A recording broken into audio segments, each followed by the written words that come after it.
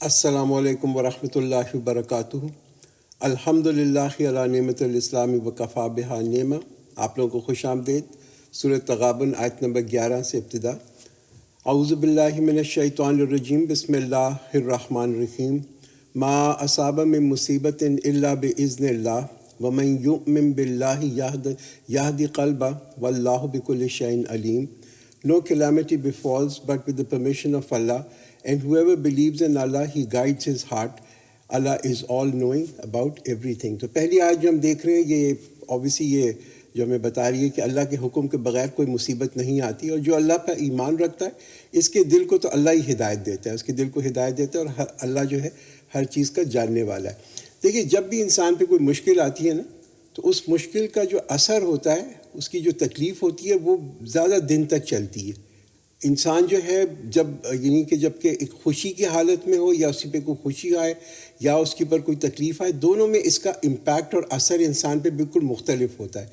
خوشی میں at best بہت، اگر انسان کو اللہ تعالیٰ کی بہت خوشی کے موقع دے تو کیا ہو جاتا ہے کہ انسان اگر کنٹرول نہ کرے تو اس میں ہو سکتا ہے فخر آ جائے، اس میں غرور آ جائے، اس کے اندر کچھ اطرانہ آ جائے۔ مگر جب تکلیف ہوتی ہے یا جب کوئی نقصان ہوتا ہے نا، تو یہ انسان کی نروز کو امپیکٹ کرتا ہے، اور اس کا جو اثر ہے بڑا ہی کہتے ہیں نا لانگ لاسٹنگ، بہت زیادہ دیر پا رہتا ہے۔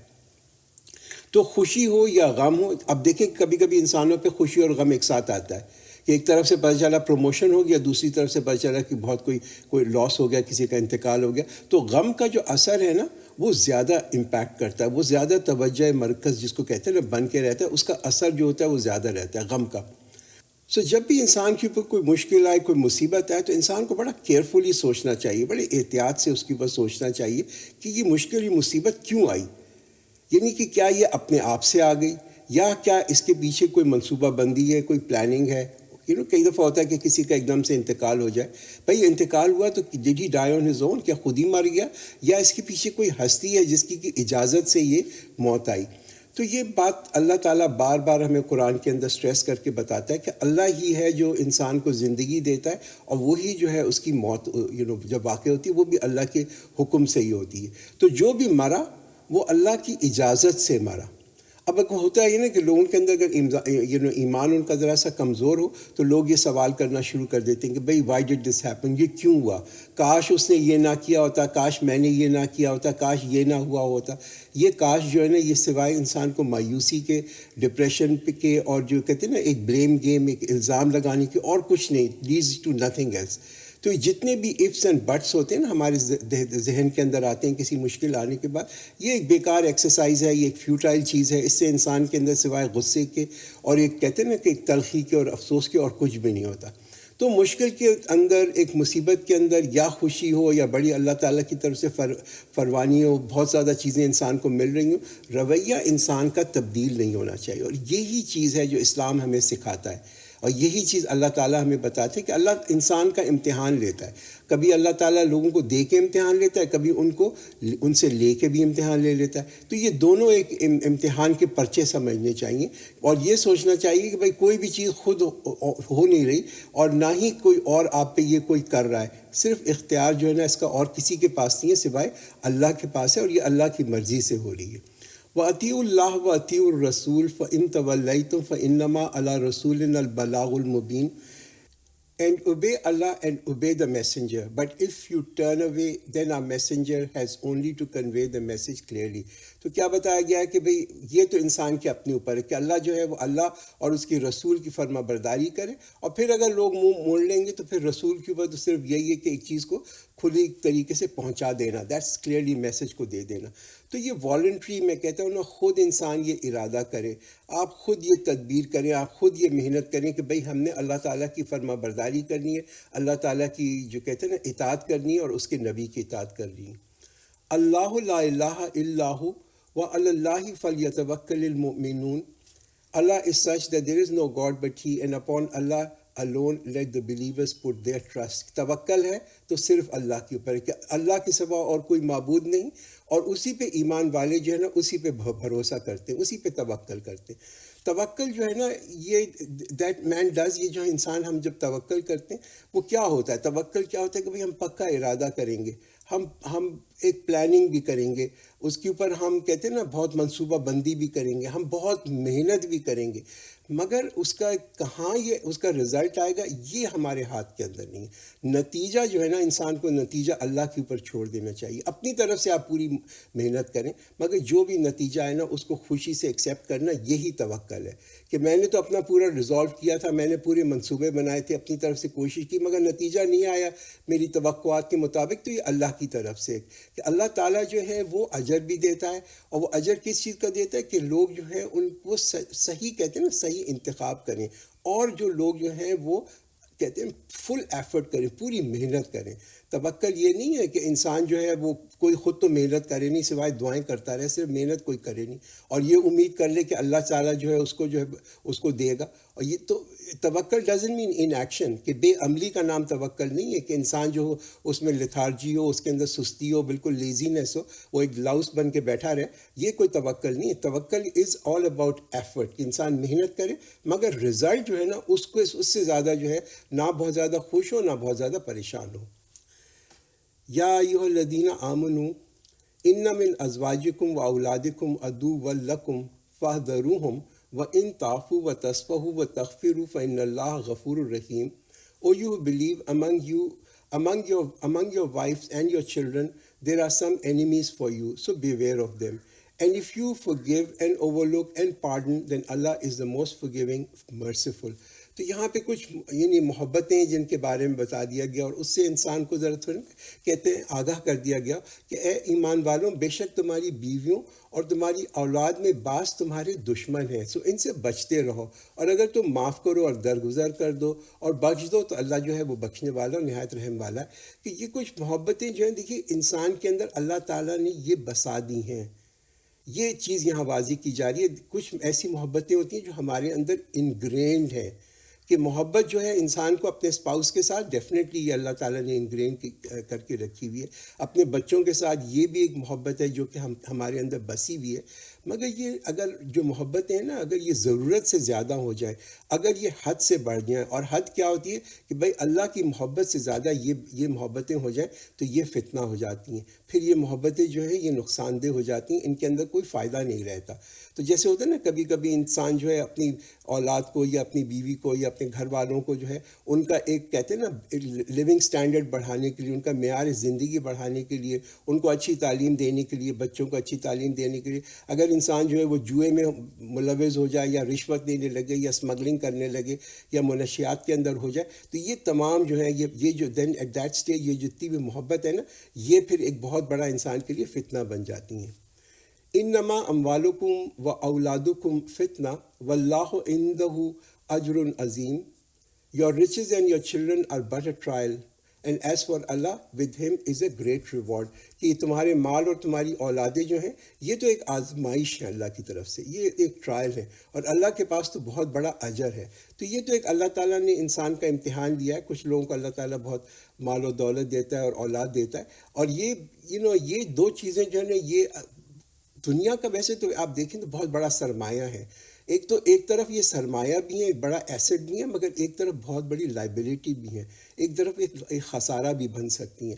تو انسان کو اگر تو یہ چیزیں جو ہیں یعنی اس دنیا کے اندر ایک برے کام کی طرف لے کے جاتی ہیں، برے اعمال کی طرف لے کے جاتی ہیں، تو پھر تو اوبیسلی جو ہے یہ آپ دیکھیں گے کہ تمہاری ساری نیکیاں جو ہیں اس کو ختم کر دیتی ہیں۔ تو اس لیے ان کے اوپر ذرا انسان کو خیال کرنا چاہیے کہ آپ کا مال و دولت جو ہے اور یا جو آپ کی اولاد ہے وہ آپ کے لیے ایک خسارہ نہ بن جائے۔ فاتقوا اللہ ما استطعتم واسمعوا واطیعوا وانفقوا خیرا لانفسکم ومن یوق شح نفسہ فاولئک هم المفلحون۔ So fear Allah as best as you can and listen and obey and spend. It is good for you, and whoever is saved from his own greed, such are the successful۔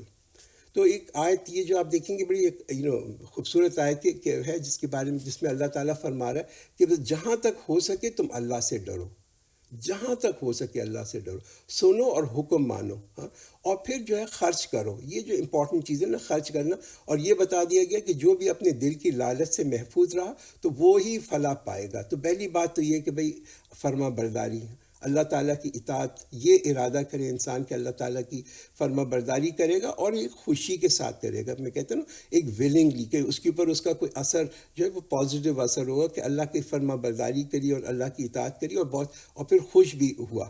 اور پھر انسان جو ہے جو اس کے اندر جب ایمان آتا ہے وہ مسلمان ہوتا ہے تو پھر بڑا ایک کانفیڈنٹ وہ مسلمان ہوگا. ہاں، اس کے اندر ایک پر اعتماد جس کو کہتے ہیں نا، ویری لاٹ آف کانفیڈنس. وہ کوئی کہتے ہیں نا معذرت والا مسلمان نہیں ہوگا، اپولوجیٹک مسلمان نہیں ہوگا. تو اللہ کی جو فرما برداری ہے، ہم چاہتے ہیں نا کہ ہماری اولاد ہماری فرما بردار ہو، تو اس کے لیے ضروری ہے کہ ہم پہلے اللہ کے فرما بردار ہوں. ان تقرضوا اللہ قرضا حسنا یضاعفہ لکم ویغفر لکم واللہ شکور حلیم. If you advance a good loan to Allah, He will multiply it for you and forgive you, and Allah is appreciative for bearing. کہ اگر تم اللہ کو ایک قرض دو، ایک اچھا قرض دو، تو وہ تمہارے جو ہے اس کو دگنا کر دے گا اور تمہیں بخش دے گا.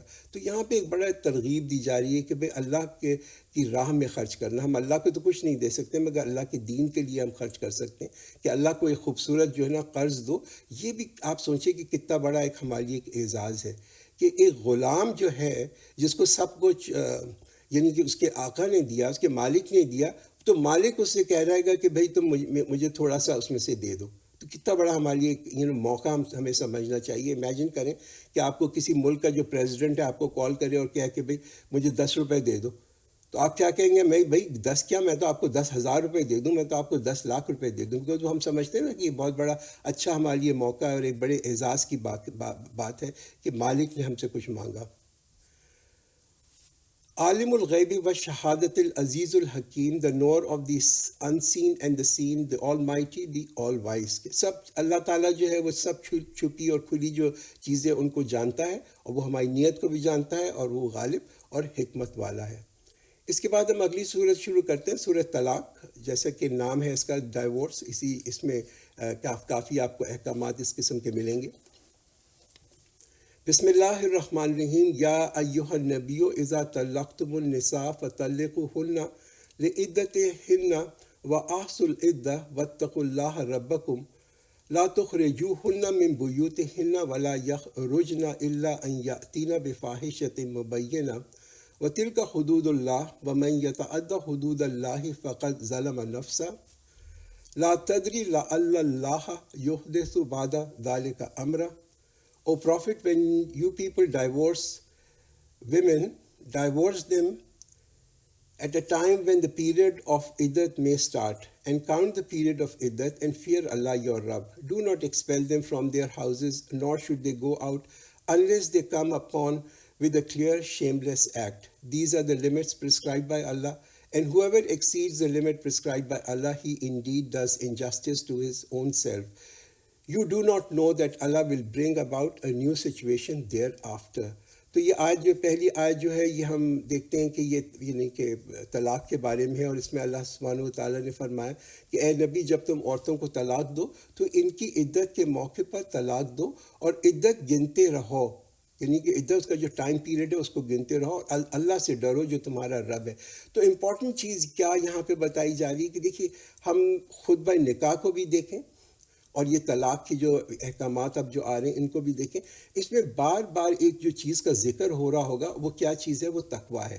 ریپیٹڈلی سورہ طلاق کے اندر تو آپ دیکھیں گے کہ بار بار یہ تقویٰ کا جو ورڈ ہے یہ بار بار آئے گا. اتنی دفعہ آتا ہے کہ انسان کو آلموسٹ ریپیٹیٹیو لگتا ہے کہ بھئی اتنی دفعہ کیوں تقوی کا ایمفیسس ہو رہا ہے. تو یہ جو زور ہے نا، جو سٹریس ہے، وہ بڑا امپورٹنٹ ہے، اس لیے کہ طلاق کے موقع کے اوپر انسان میں اگر اللہ کا خوف نہیں ہوگا تو پھر وہ اللہ کے احکامات جو ہے نا وہ ان کو سنجیدگی سے نہیں لے گا. طلاق کو بھی لوگ ایک بالکل مذاق بنا لیتے ہیں، خاص طور پہ طلاق کے موقع کے اوپر بڑا ہی امپورٹنٹ ہے. انسان کا اصلی تقویٰ پتہ چلتا ہے کہ جب خدا نخواستہ اس کو اس سے گزرنا پڑے. تو جہاں تک ہم دیکھتے ہیں طلاق کی اجازت ہے، اسلام کے اندر طلاق کی اجازت ہے، اور اس لیے کہ یہ مگر اجازت ہونے کا مطلب یہ نہیں کہ انسان جو اس کو استعمال ہی کرنا شروع کر دے. اجازت ایک چیز کی ہے مگر زیادہ پسندیدہ نہیں ہے. اور مگر یہ جو طلاق کا جو ٹائم ہوتا ہے نا، یہ بڑا تکلیف دہ پیریڈ ہوتا ہے. It's very painful.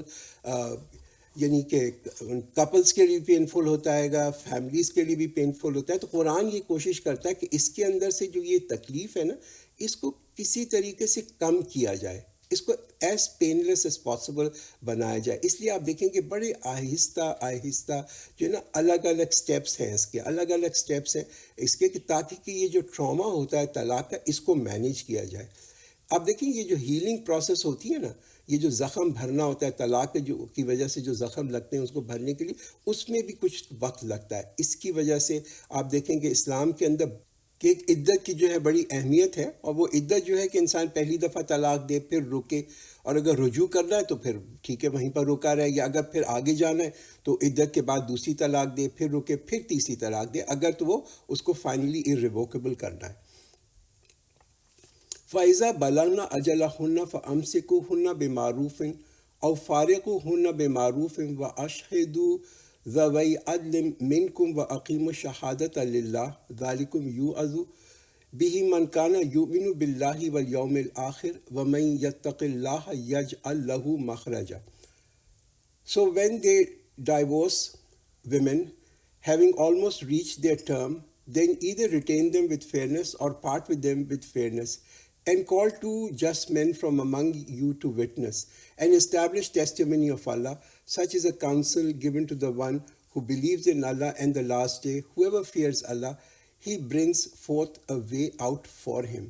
تو یہ جو آیت ہے اس کے اندر جو ہے نا رجوع کا جو آپ یہ حکم دیکھ رہے ہو کہ رجوع، تو تم رجوع جو ہے وہ عدت کے دوران کر سکتے ہو. پہلی طلاق کے بعد رجوع کر سکتا ہے انسان، دوسری طلاق کے بعد رجوع کر سکتا ہے. اور یہ کہ جب بھی جو طلاق دے تو اس میں بھی یہ ایک جو ایمفیسس یہاں پہ ہے کہ تم جو ہو وہ ایک کہتے ہیں نا گواہ کو بلا لو. تو جیسے نکاح کے اندر بھی ہم دیکھتے ہیں نا دو گواہ ہیں، تو دس از اے گڈ آئیڈیا، تاکہ یہ کہ انسان جو ہو وہ اپنی کانشیس کے ساتھ کر رہا ہو کہ جب تم اپنی عورتوں کی وہ اپنی عدت کو پہنچ جائیں تو ان کو دستور سے یا تو ان کو رکھو یا دستور سے ان کو چھوڑ دو، اور دو جو آدمی ہیں ان کو گواہ بھی بنا لو.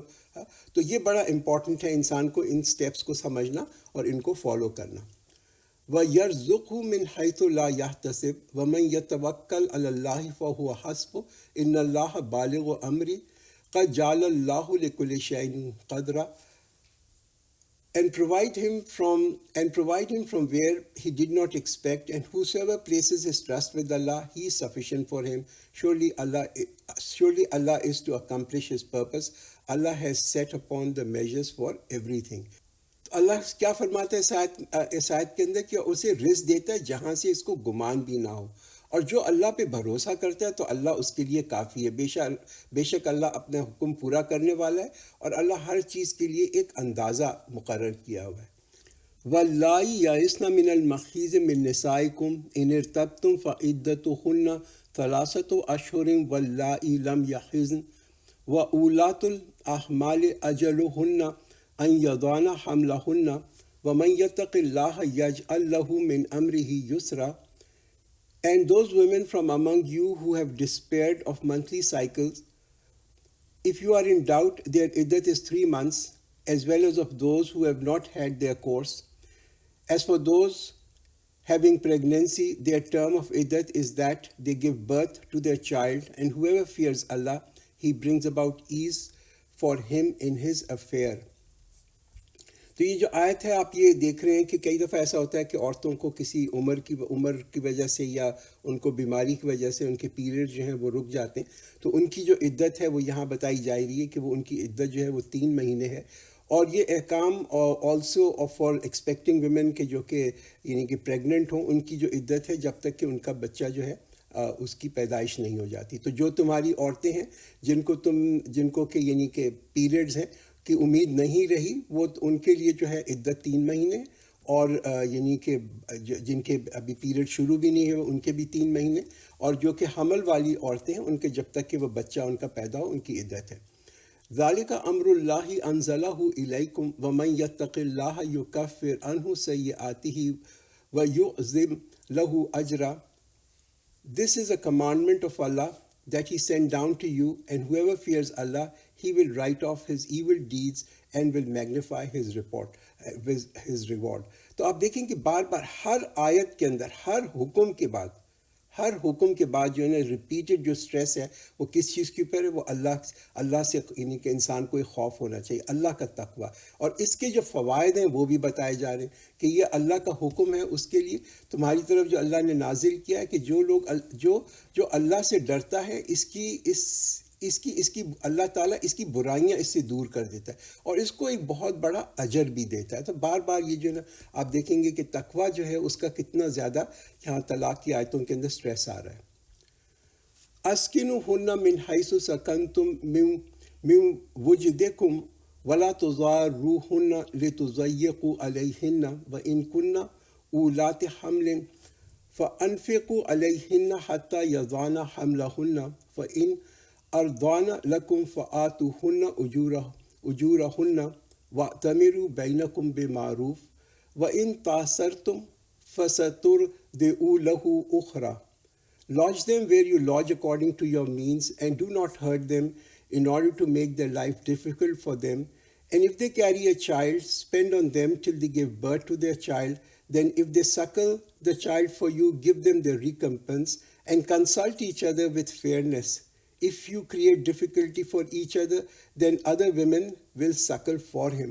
یعنی کہ طلاق کے موقع کے اوپر بھی یہ جو تلخی ہے نا اس کی طلاق، اس کو کم کرنا، ریڈیوس دس انپلیزنٹنس۔ یہ جو بڑی ایک ناگوار چیز ہوتی ہے طلاق کے اندر کہ طلاق کو ایک مڈ سلنگنگ میچ مت بنا لو کہ ایک دوسرے کے اوپر جو ہے نا کیچڑ ہی اچھالنے کا انسان وہ کر لے کہ وہ اس کو برا کہتا ہے، وہ اس کو برا کہتا ہے۔ آپ دیکھیں گے اس رکوع کے اندر یہ جو ہم نے پڑھا ہے نا، تقوی کے کتنے فوائد بتائے جا رہے ہیں۔ پہلے تو یہ کہ اللہ جو ہے وہ جو ہے کوئی نہ کوئی ایک غیر متوقع جگہ سے جو ہے نا کچھ کرے گا اور حالات جو ہیں وہ تبدیل ہو جائیں گے بہتری کے اندر، اور اللہ تعالیٰ اپنی رحمت لے کے آئے گا۔ پھر دوسری جو بتایا گیا تقوی کے اوپر جو ہے اس کا جو فائدہ ہے وہ یہ کہ اللہ تعالیٰ جو ہے کوئی راستہ نکال دے گا اس مشکل کے اندر۔ طلاق بڑی مشکل چیز ہوتی ہے، اللہ سے دعا کرتے ہیں اللہ سے اللہ کا تقوی، تو بڑے بڑے مشکل حالات کے اندر بھی تبدیلی آ جاتی۔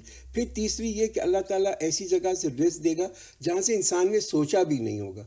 پھر چوتھی جو بتائی جا رہی ہے کہ اللہ تعالیٰ آسانی کرے گا کام کے اندر۔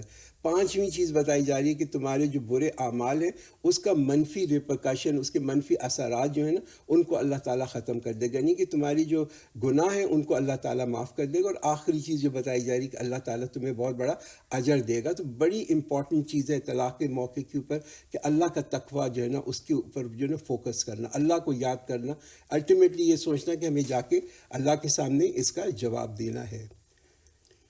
لِيُنْفِقْ ذُو سَاعَةٍ مِّن سَاعَتِهِ وَمَنْ قُدِرَ عَلَيْهِ رِزْقُهُ فَلْيُنْفِقْ مِمَّا آتَاهُ اللَّهُ لَا يُكَلِّفُ اللَّهُ نَفْسًا إِلَّا مَا آتَاهَا سَيَجْعَلُ اللَّهُ بَعْدَ عُسْرٍ يُسْرًا۔ A man of vast means should spend according to his vast means, and whoever has his provisions restricted should spend from whatever Allah has given him. Allah makes no liability beyond what He has given to him. Allah will soon bring about ease after difficulty. Again ایک balance بھی بتا دیا کہ بھائی مرد کے اوپر بھی ظلم نہ ہو جائے۔ اگر مرد کے پاس بہت کچھ اللہ تعالیٰ نے دیا ہے تو وہ جو ہے اسی کے حساب سے خرچ کرے، اور اگر وہ تنگ دست ہے تو پھر وہ اسی حساب سے خرچ کرے، اور اللہ تعالیٰ جو کسی پہ ایک کہتے ہیں نا کہ ایک لمٹ سے زیادہ اس کے اوپر جو ہے زور نہیں ڈالتا، جو اللہ نے اس کو دیا ہے اسی حساب سے لوگ خرچ کریں۔ وَكَأَيٍّ مِّن قَرْيَةٍ أَتَتْ عَنْ أَمْرِ رَبِّهَا وَرُسُلِهِ فَحَاسَبْنَاهَا حِسَابًا شَدِيدًا وَعَذَّبْنَاهَا عَذَابًا نُكْرًا۔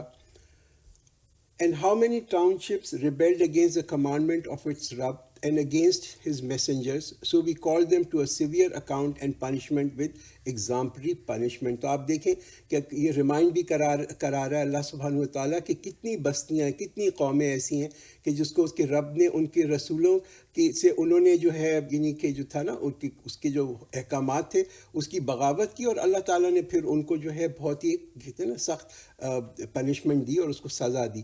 تو یہ جو ہے آپ پچھلی قوموں کا جو رویہ دیکھتے ہیں جو کہ پرسسٹ کرتے ہیں کفر کے اندر، اللہ کے حکم کو توڑنے کے اندر، ان کا جو یہ رویہ ہے یہ بالکل اپوزٹ ہے جو کہ قرآن میں بتاتا ہے۔ قرآن کیا کہتا ہے کہ بھائی اللہ کا خوف رکھو، فیئر اللہ کا تقوی رکھو، اس کی فرما برداری کرو، اس کی اطاعت کرو، تاکہ تم جو ہے نافرمانی سے جو ہے دور رہو۔ فَذَاقَتْ وَبَالَ أَمْرِهَا وَكَانَ عَاقِبَةُ أَمْرِهَا خُسْرًا.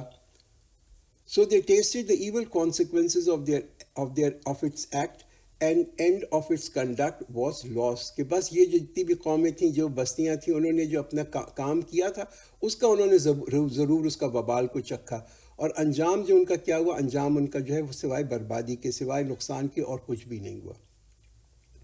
اعد اللہ لہم عذابا شدیدا فاتقوا اللہ یا اولی الالباب الذین آمنوا قد انزل اللہ الیکم ذکرا. Allah has prepared for them a severe punishment, so fear Allah, O men of understanding who have believed. Allah has sent down to you a reminder. کہ یہ صرف ایک تقوی ایک چیز ہے، کہ یعنی کہ یہ اللہ نے ان کے لیے ایک سخت عذاب تیار کر کے رکھا ہوا ہے۔ تو پھر عقل مندوں سے کیا کہہ رہے اللہ کہ پھر اے عقل مندوں، عقل والے لوگوں، اللہ سے ڈرو، اور جو ایمان لا چکے ہو بے شک اللہ تمہاری طرف نصیحت نازل کرتا ہے۔ کہ یہ تقوی جو ہے یہی چیز ہے جو انسان کو بچاتا ہے، کہ اس ایسے جو ہے نا ہورفک نتائج سے یہ صرف تقوی انسان کو بچاتا ہے۔ اور جو اللہ کا تقوی اختیار کرتے ہیں وہ کون ہوتے ہیں؟ قرآن ان کو کیا کہتے ہیں؟ یہ اولو الالباب ہیں۔ These are the visionaries. یہ تو دیکھتے ہیں نا فیوچر کے اندر یہ کتنے بڑے خسارے کی چیز ہے کہ اللہ سے انسان نہ ڈرے۔ رسول یتلو علیکم آیات اللہ مبینات لیخرج الذین آمنوا وعملوا الصالحات من الظلمات الی النور ومن یؤمن باللہ ویعمل صالحا یدخلہ جنات تجری من تحتہا الانہار خالدین فیہا ابدا قد احسن اللہ لہ رزقا. A messenger who recites to you the clear revelations of Allah so that he may bring forth those who believe into righteous deeds from layers of darkness into light. And whoever believes in Allah and acts righteously, he will admit him into gardens beneath which rivers flow, wherein such people will live forever. Allah has made for him a good provision. کہ جو اس سے فائدہ اٹھاتا ہے اس اللہ کے کلام سے، تو اللہ تعالیٰ ان کے بارے میں کیا کہتا ہے کہ اس کلام سے جو فائدہ اٹھائے یہی وہ لوگ ہوں گے جو اللہ کے نور کے اندر ہوں گے۔ اور کیا دنیا میں یہ کیسا نور مینیفیسٹ کرے گا، کیسے نظر آئے گا؟ کہ تمام یہ جو شک ہیں، جو ایک کنفیوژنس ہیں، ایک اگنورنس ہے، جاہلیت ہے، مختلف سائے ہیں، شرک کے سائے ہیں، یہ اللہ تعالیٰ جو ان کو ہٹا لے گا اور ان کو ایک روشنی میں لے کے آئے گا۔ یہ اندھیرے جو ہیں نا ان چیزوں کے، شک کے اندھیرا اور غفلت کا اندھیرا اور جاہلیت کا اندھیرا اور شرک کا جو اندھیرا ہے، یہ اللہ تعالیٰ اٹھا لے گا۔ بیکاز دیکھیے جب تک انسان ایک کہتے ہیں نا اندھیرے کے اندر ہوتا ہے، اندھیرے میں ہمیشہ خوف ہوتا ہے۔ فزیکلی بھی آپ دیکھیں کہ آپ ایک کمرے میں بیٹھے اور سڈنلی ساری لائٹ چلی جائیں، انسان کو ایک دم سے ایک خوف ضرور آتا ہے، اور جیسے ہی لائٹ آتی ہے نا، جیسے ہی روشنی آتی، یہ خوف جو ہے ہٹ جاتے ہیں۔ یہی چیز ہوتی ہے، یہ اللہ تعالیٰ کے کلام کے اندر یہ بہت بڑا فائدہ ہے کہ جو اللہ تعالیٰ کے کلام کے ساتھ جڑا رہتا ہے، اللہ تعالیٰ اس کو نور کے اندر رکھتا ہے، اور یہ تمام جتنے بھی جو کہتے ہیں نا خدشات ہوتے ہیں اور اندھیرے ہوتے ہیں، ان کو ہٹا لیتا ہے۔ اللہ الذی خلق سبع سماوات ومن الارض مثلہن یتنزل الامر بینہن لتعلموا ان اللہ علی کل شیء قدیر وان اللہ قد احاط بکل شیء علما. Allah is the one who created 7 skies and of the earth the like of them. The command descends among them so that you may know that surely Allah has power over all things, and indeed Allah encompasses all the things in his knowledge. مختلف جگہوں کے اوپر ہم دیکھتے ہیں نا قرآن کے اندر جو ہے قرآن بات کرتا ہے کہ 7 آسمانوں کی، رائٹ؟ یہاں پہ جو آپ دیکھیں گے کہ واحد جگہ ہے جہاں پہ اللہ تعالیٰ نے کیا بتایا کہ 7 آسمانوں کے بعد کہا کہ 7 زمینیں بھی ہیں لائک آف دم، اسی جیسی کی زمین ہے۔ اب ہم اوبیسلی آج ہم یہ 7 زمینیں کہاں پہ ہیں، کس جگہ کی پر ہیں، it's difficult to really comprehend, مگر اگر آپ سوچیں کہ یہ جو کائنات ہے کتنی وسیع ہے، کہ اس کے اندر 200 بلین گیلیکسیز ہیں، وہ بھی ابھی ایک کہتے ہیں نا کہ ایک نمبر ہی ہے کہ 200 بلین گیلیکسی ہیں، ہر گیلیکسی کے اندر 200 بلین سٹارز ہیں، اور ان ستاروں کے اندر اس کے اپنے پلانٹس ہیں۔ تو آپ سوچیں کہ کتنی بڑی یہ کائنات ہے، تو ہو سکتا ہے کہ پاسبلٹی تو ہے کہ یہاں پہ اس کائنات کے اندر اور بھی زمینیں ہوں جہاں پہ کہ اللہ تعالیٰ کی مخلوق ہو، بٹ وی ڈونٹ نو۔ اگلی صورت ہم شروع کرتے ہیں، سورہ تحریم۔ اس کے اندر آپ دیکھیں گے کہ ایک جھلک آپ کو نظر آئے گی ایک ذاتی زندگی کی، پروفیٹ صلی اللہ علیہ وسلم کی۔ ایک دم ایز اے پرسن بڑے نرم دل ایک شخص تھے، بڑے جینٹل ایز اے شوہر جو تھے وہ تھے، اس کے بارے میں جو ہے ہم کچھ پرسنل گلمسز دیکھیں گے۔ بسم اللہ الرحمن الرحیم۔ یا ایہا النبی لما تحرم ما احل اللہ لک تبتغی مرضات ازواجک واللہ غفور الرحیم. O Prophet, why do you abstain from that which Allah has made lawful for you, seeking to please your wives? And Allah is most forgiving, very, very merciful. تو اس پہلی آیت کے اندر آپ یہ دیکھیں کہ پروفیٹ صلی اللہ علیہ وسلم سے ایڈریس ہے کہ اے نبی، آپ اپنے اوپر کیوں حرام کرتے ہیں جو اللہ نے آپ کے لیے حلال کیا، اور آپ اپنی بیویوں کی خوشنودی کے لیے ان کی خوشی چاہتے ہیں، اور اللہ بخشنے والا نہایت رحم والا ہے. تو کیا پتہ چلا کہ جناب یہ پتہ چلا کہ کسی بھی چیز کو، جیسے ہم کہتے ہیں نا، کسی حلال چیز کو حرام کر دینا، یہ بھی اسی طریقے، اس کی بھی اجازت نہیں ہے. ابھی تک تو ہم یہ سمجھتے رہتے ہیں نا کہ کسی حرام چیز کو حلال کر لینا اس کی اجازت نہیں، بس یہاں پہ ایک ایڈیشنل سٹیپ بتایا گیا، حلال کو بھی آپ حرام نہیں کر سکتے. حرام کیا چیزیں ہوتی ہیں؟ حرام وہ چیزیں ہوتی ہیں اوبیسلی جس کو قرآن نے جس کی ممانعت کر دی ہو. ہم کہتے ہیں نا سور حرام ہے، شراب حرام ہے، کبیرہ گناہ حرام ہے. یہ کس چیز سے حرام؟ یہ پارٹ آف آر عقیدہ ہے. اچھا، دوسری چیز کیا ہوتی ہے کہ کوئی چیز جو ہے وہ حرام ہے فار ون سیلف، مگر یہ it's not part of the عقیدہ. اور کئی دفعہ ہوتا ہے نا کہ کوئی چیز جو انسان اپنے لیے حرام کر لیتا ہے وہ عقیدہ کا حصہ نہ ہو، ہاں، اور اس کی کوئی وجہ بھی نہ ہو. تو اگر کوئی شخص اپنے لیے کہتا ہے نا کہ میں نے اپنے لیے یہ چیز حرام کر لی، تو اس کو یہ قسم کو توڑنا لازم ہے، اس کو اس قسم کو توڑنا چاہیے.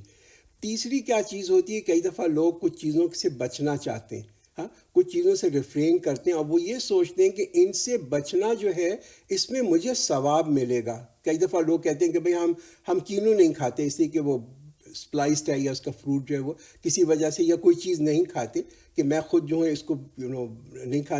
یہ جو ہے اس کی بھی اجازت نہیں کہ انسان جو ہے یہ ایسے ایکٹ آف ورشپ نہیں کر سکتا کہ آپ کریں کہ مجھے اس کا کوئی کہتے ہیں نا کہ ثواب اس کے اندر ملے گا. یہ تمام چیزیں جو ہوتی ہیں اس طرح سے کر لینا، یہ بدعت ہے اور یہ ایک گناہ ہے.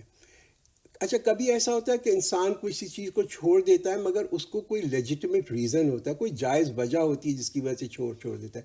کئی لوگوں کو الرجی ہوتی ہے، نٹ سے الرجی ہوتی ہے، پران سے الرجی ہوتی ہے. کچھ لوگ جو ہیں وہ چینی نہیں کھاتے اس لیے کہ ان کو شوگر ہوتی ہے، بیماری ہوتی ہے. حالانکہ یہ حلال ان طیب چیزیں، تو کہ قرآن جب بھی چیز کہتا ہے نا کسی حلال ہونی چاہیے اور طیب ہونی چاہیے، تو یہ کیوں چھوڑنا ان کے لیے یہ ٹھیک ہے، یہ چھوڑ سکتے ہیں اس لیے کہ یہ حلال تو ہے مگر یہ ان کے لیے طیب نہیں ہے. تو یہاں پہ خاص جو ایڈریس ہے، وہ خطاب جو ہے پروفیٹ صلی اللہ علیہ وسلم کے لیے ہے کہ آپ نے اپنے اوپر یہ چیز کیوں حرام کر لی، اور آپ اپنی جو ہے نا ازواج کی خوشی کے لیے آپ یہ حرام کرنا چاہتے ہیں. تو کئی دفعہ دیکھیں، ہمیں اپنی بیویوں کو خوش رکھنا اوبیسلی یہ بھی ایک بڑی اچھی بات ہے کہ انسان جو اپنی بیوی کو خوش رکھے، مگر یہ کہ یہ بھی جب یہ جو اچھا جذبہ ہے یہ ایک حد سے بڑھ جائے تو پھر یہ ایک پرابلم کر دیتا ہے. تو یہاں پہ خاص یہ حالانکہ بہت ہی ایک چھوٹی سی چیز بات ہے کہ پروفیٹ صلی اللہ علیہ وسلم نے کہہ دیا کہ میں یہ چیز نہیں کھاؤں گا کیونکہ میری بیویوں کو پسند نہیں ہے، مگر یہ جو ہے اس سے بھی کیا ہوتا ہے، اس سے غلط پریسیڈنٹ سیٹ اپ ہو جاتا ہے. تو اس کی بھی یہاں پہ اصلاح کی گئی ہے. قد فرض اللہ لکم تحلۃ ایمانکم واللہ مولاکم وهو العلیم الحکیم. Indeed, Allah has ordained for you dissolution of your oath, and Allah is your protector and he is the all knower, all wise. کہ اللہ نے تمہارے لیے اپنی قسم کو توڑنا فرض کر دیا ہے. ہاں، یہ جو تم نے قسم کھائی تھی، پروفٹ سے یہ ایڈریس ہے، اور اللہ ہی تمہارا مالک ہے، وہی سب کچھ جاننے والا اور حکمت والا ہے. تو یہ جو قسم پروفٹ صلی اللہ علیہ وسلم نے لی تھی واز ناٹ اس لیے نہیں لی تھی کہ بیکاز یعنی کہ یہ جو کوئی چیز جو حلال ہے اس کو وہ حرام کرنا چاہتے تھے، مگر وہ صرف جو تھی اپنی بیویوں کو خوش کرنے کے لیے انہوں نے ایک قسم لی تھی. تو ان سے کیا کہا گیا کہ اس قسم کو بھی تم توڑ دو اور اس کا جو ہے تم معاوضہ دے دو، کمپنسیٹ دیٹ. اور کمپنسیشن ہمیں معلوم ہے قسم توڑنے کا کہ 10 لوگوں کو کھانا کھلانا یا کپڑے دینا یا ایک غلام کو جو ہے آزاد کرانا یا روزے رکھنا. وَإِذْ أَسَرَّ النَّبِيُّ إِلَىٰ بَعْضِ أَزْوَاجِهِ حَدِيثًا فَلَمَّا نَبَّأَتْ بِهِ وَأَظْهَرَهُ اللَّهُ عَلَيْهِ عَرَّفَ بَعْضَهُ وَأَعْرَضَ عَنْ بَعْضٍ. فَلَمَّا نَبَّأَهَا بِهِ قَالَتْ مَنْ أَنبَأَكَ هَٰذَا قَالَ نَبَّأَنِيَ الْعَلِيمُ الْخَبِيرُ. And when the Prophet told one of his wives something in secret, so when she disclosed it and Allah made it known to him, he made it known part of it and avoided another part. So when he informed her about it, she said, "Who informed you of this?" He said, "The knowing, the aware informed me." تو اب یہ کوئی ایسی بات تھی جو کہ prophet صلی اللہ علیہ وسلم نے اپنی ایک ازواج سے ڈسکس کی، اور ان کو یہ بھی کہا کہ اس کا ذکر جو ہے کسی اور سے تم اس کا ذکر نہ کرنا۔ اب تو اس کے اوپر یہ آیت آئی کہ جب نبی نے چھپا کر اپنی کی ایک بیوی سے ایک بات کہہ دی، پھر جب اس بیوی نے وہ بات بتا دی اور اللہ نے اس کو نبی پر ظاہر کر دیا، تو نبی نے اس سے کچھ بات کو جتلا دیا اور کچھ کو ٹال دیا۔ پھر جب پیغمبر نے اس بات کو جتلایا تو وہ بولی، یعنی کہ ان کی ازواج جو تھیں، بیوی جو تھیں، انہوں نے کہا کہ آپ کو کس نے یہ بات بتائی؟ تو آپ نے فرمایا، یعنی کہ نبی نے فرمایا کہ مجھے اللہ نے بتایا، کہ جو کہ علیم ہے اور خبیر ہے، جاننے والا ہے، اس نے مجھے یہ بات بتلائی۔ تو اب یہ کہ یہ کیا بات تھی جس کا کہ یہاں پہ ذکر ہو رہا ہے، اوبیسلی وہ قرآن نے اس کو ڈسکس نہیں کیا، نہ ہی ہمیں ضرورت ہے کہ ہم اس میں پڑھیں، اس میں ڈویل کریں کہ وہ کیا تھی، مگر اس کا مورل، اس کا نقطہ کیا ہے؟ اس کا نقطہ یہ ہے کہ، اور یہ تمام بیویوں کے لیے ہے کہ بھائی اگر تو ان کا شوہر ان سے کوئی چیز بات ان پہ ظاہر کرے، ان سے ڈسکس کرے، ان پہ ڈائیولج کرے، تو پھر میاں کی اجازت کے بغیر یہ جو ہے نا وہ چیزیں جو ہیں وہ کسی اور کو نہ بتائیں، اپنی ماؤں کو اور کسی اور کو، اپنی دوستوں کو۔ وہ ان کے پاس ایک راز ہوتا ہے، بیکاز یہ بڑی ایک کہتے ہیں نا کہ جو ریلیشن شپ ہوتی ہے between husband and a wife, دونوں سائڈ کے اوپر یہ بڑی پرسنل ریلیشن شپ ہوتی ہے، اور اس کے اندر چیزوں کو جو ہے ایک آپس کے اندر رکھنا بڑا ضروری ہے۔ ان تتوبا الی اللہ فقد سقط قلوبکما وان تظاہرا علیہ فإن اللہ هو مولاہ والجبریل وصالح المؤمنین والملائکۃ بعد ذلک ظہیر۔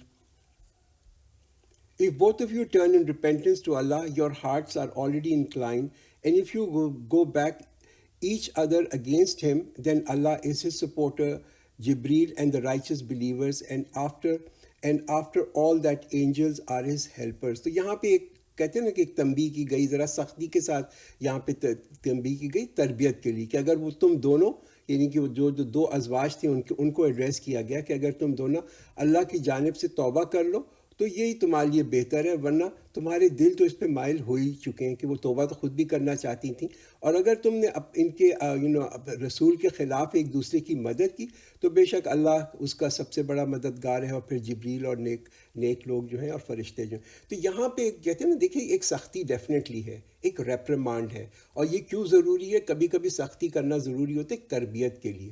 تو یہاں پہ جو پیغام دیا گیا ازواج کو، اور یہ تمام ازواج کو دیا جا رہا ہے یہ پیغام، کہ دیکھو if you get something wrong, تو you need to make yourself correct, اس کے اندر اس پہ اڑ مت جاؤ، اس کو اپنے آپ توبہ کرو، اس کو کریکٹ کر لو۔ اور آپ یہاں دیکھیں گے کہ پروفٹ صلی اللہ علیہ وسلم کو بھی ایک ہدایت دی گئی کہ ان کے اندر باقی چیزوں کے اندر بہت نرم مزاج تھے، مگر یہاں پہ کوئی سافٹنس نہ ہو، بیکاز پوٹینشلی اس کا جو اثر ہے وہ آخرت کے اوپر پڑتا ہے۔ تو جس چیز کا اثر آخرت کے اوپر پڑتا ہے اس میں انسان کو جو ہے نا ذرا سختی دکھانی ضروری ہے۔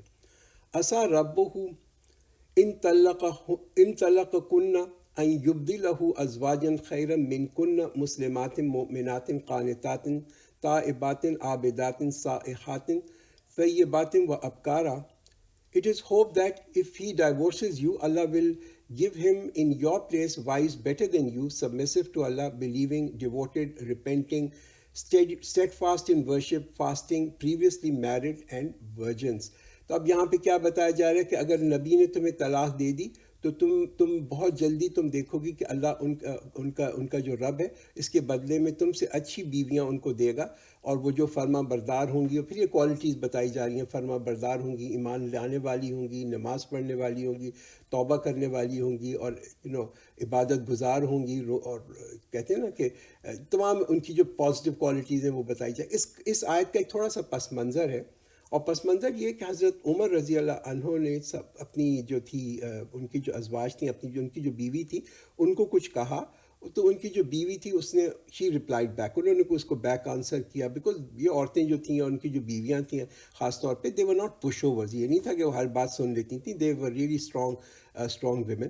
تو حضرت عمر نے ان کو تھوڑا سا ریپریمانڈ کیا، اور ان پہ تھوڑے خفا ہوئے، اور تو ان کی بیوی نے معلوم ہے کیا، she turn back and she said کہ تمہاری جو بیٹی ہے وہ بھی ایسے ہی نبی کو جواب دیتی ہے، بیکاز آپ کو معلوم ہے کہ یہ حضرت حفصہ جو تھیں، جو کہ حضرت عمر کی بیٹی تھیں، وہ she was the wife of prophet صلی اللہ علیہ وسلم کی ازواج تھیں۔ تو یعنی کہ this was bit of a shock for حضرت عمر. حضرت عمر بالکل ہل گئے کہ یہ کیسے ہو سکتا ہے. وہ گئے اپنی بیٹی کے پاس, حضرت حفصہ رضی اللہ عنہ کے پاس, اور ان سے پوچھا کہ بھئی کیا تم پروفیٹ صلی اللہ علیہ وسلم کو اس طرح جواب دیتی ہو؟ انہوں نے کہا ہاں میں بالکل کرتی ہوں, کبھی کبھی تو میں پورے دن ان سے بات بھی نہیں کرتی. تو حضرت عمر جو تھے نا وہ بڑے پریشان ہوئے اس کے اوپر. سو ہی وارنڈ, انہوں نے پھر یہ وارن کیا ان تمام عورتوں کو اور ازواج کو وارن کیا کہ دیکھو پروفیٹ صلی اللہ علیہ وسلم ہو سکتا ہے کہ تمہیں طلاق دے دیں تمہارا یہ جو رویہ ہے اس کے اوپر, اور اللہ تعالیٰ ان کو جو ہے نا بہتر ازواج جو ہے دے گا. یا ایھا الذین آمنوا قوا انفسکم واہلیکم نارا وقودھا الناس والحجارۃ علیہا ملائکۃ غلاظ شداد لا یعصون اللہ ما امرہم ویفعلون ما یؤمرون. O you who believe, save yourself and your families from a fire.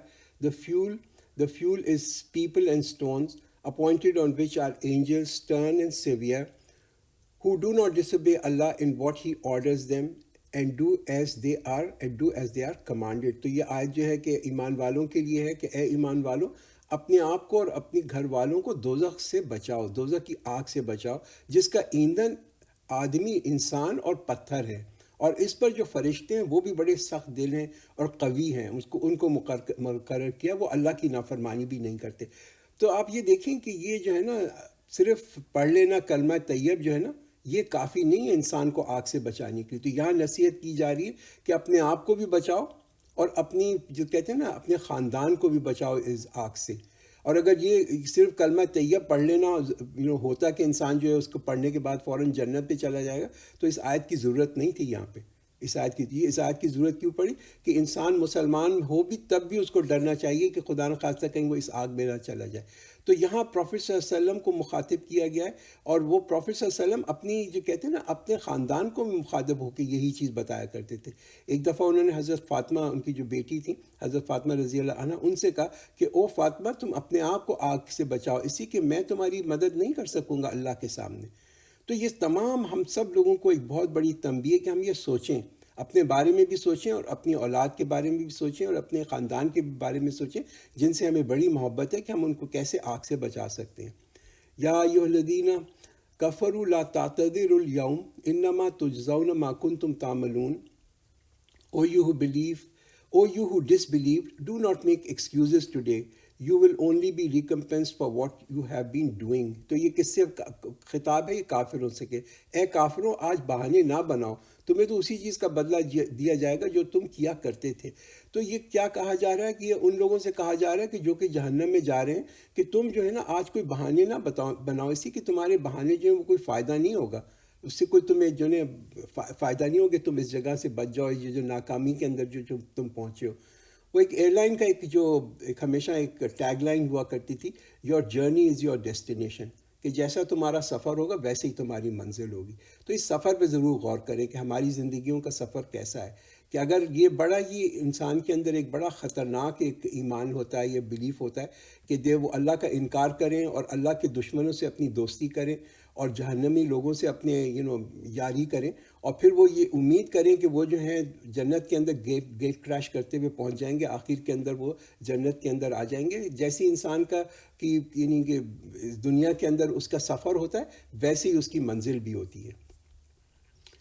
یا ایھا الذین آمنوا توبوا الی اللہ توبۃ نصوحا عسیٰ ربکم ان یکفر عنکم سیئاتکم ویدخلکم جنات تجری من تحتہا الانہار یوم لا یخزی اللہ النبی والذین آمنوا معہ نورہم یسعی بین ایدیہم وبایمانہم یقولون ربنا اتمم لنا نورنا واغفر لنا انک علی کل شیء قدیر.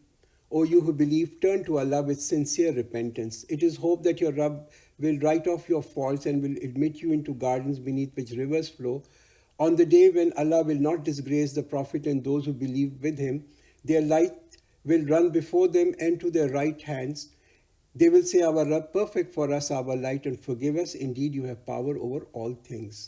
تو یہ توبہ کا جو ورڈ ہے وہ یہاں پہ بتایا جا رہا ہے کہ توبہ صرف کوئی الفاظ کا نام نہیں ہے, مگر توبہ نام ہے اخلاص کا, یعنی کہ انسان جو ہے دل سے معافی مانگے. یہ دل سے انسان کا جو ہے نا یہ آنا ضروری ہے, اور یہ بڑی امپورٹنٹ ایک آیت ہے کہ اے ایمان والو اللہ کے سامنے خالص توبہ کرو, کہ کچھ بعید نہیں کہ وہ تمہارا رب جو ہے تمہارے گناہوں کو معاف کر دیں، مگر یہ خالص پناہ جو ہے نا یہ ہونا بڑا ضروری ہے کہ توبہ کے اندر ایک اخلاص ہو، کہ انسان کو یہ ندامت ہو کہ ہاں مجھ سے غلطیاں ہوئی ہیں، ہاں مجھ سے گناہ ہوئے ہیں، اب اگر مجھے موقع ملا تو میں یہ گناہ نہیں کروں گا، اگر وہی سچویشن پھر بھی آئی تو اب میں اس کو ریپیٹ نہیں کروں گا۔